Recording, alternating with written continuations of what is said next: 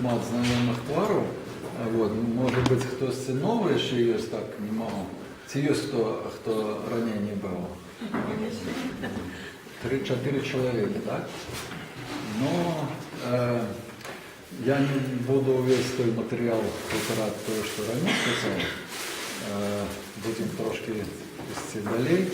І я сподіваюся, що ті, хто вже чув попередні, скажімо, лекції, з вами поділяться. Коли вам буде цікаво, далі вони вам з вами поділяться тим, що чули я ми.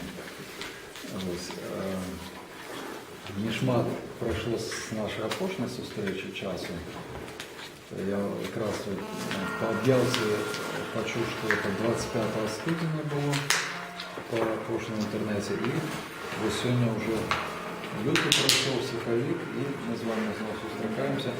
Ну, дякую Богу, що дожили до весни. Весна почалась, вас віншую. З весною,